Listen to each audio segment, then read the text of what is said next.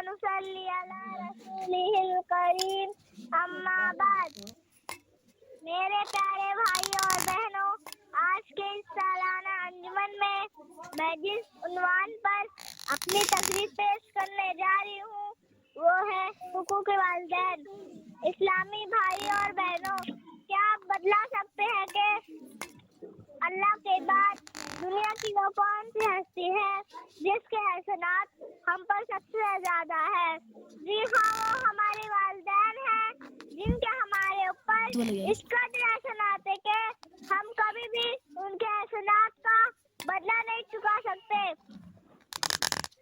اسی لیے قرآن مجید میں بہت سارے مقامات پر اللہ تعالیٰ نے اپنی عبادت کے ساتھ والدین کے ساتھ حسن سلوک کی تاکید کی ہے.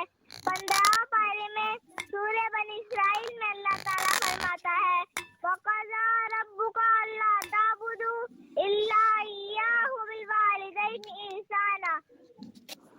تمہارے رب نے فیصلہ کر رکھے صرف اسی کی عبادت کرو اور والدین کے ساتھ حسن سلوک کرو.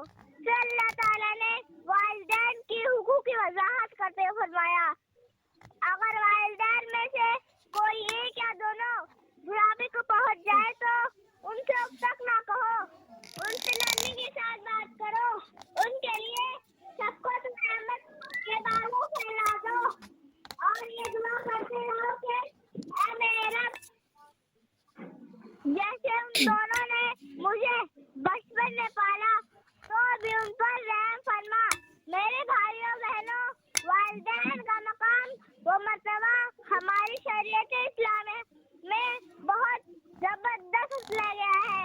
ایک حدیث میں رسول اکرم صلی اللہ علیہ وسلم نے والد کی ناراضگی کو اللہ کی ناراضگی قرار دی ہے. ایک مرتبہ اللہ کے رسول صلی اللہ علیہ وسلم سے کسی نے پوچھا کہ اللہ کے رسول، میرے اچھے سلوک کا سب سے زیادہ حقدار کون ہے؟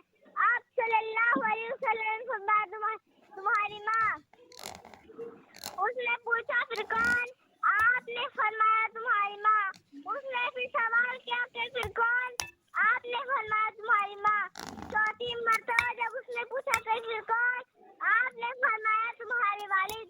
ایک حدیث میں رسول اکرم صلی اللہ علیہ وسلم نے فرمایا کہ جنت ملکوں کے پاس ہے. میرے بھائیوں بہنوں، ایک حدیث میں اللہ کے رسول صلی اللہ علیہ وسلم نے اس شخص کو بتوا کی جو اپنے والد کو بڑھاپے کی حالت میں پائے اور ان کی خدمت کر کے اپنے آپ کو جنت کا مستحق نہ بنا سکے. ان تمام احادیث میں پتہ چلتا ہے کہ والدین کی خدمت کرنا، ان کی اطاعت و فرمانبرداری کرنا، ان سے نرمی اور شفقتوں کے ساتھ گفتگو کرنا، خاص طور سے جب بڑھاپے کو پہنچ جائے تو ان کی اور زیادہ خدمت کرنا، ایک مسلمان اولاد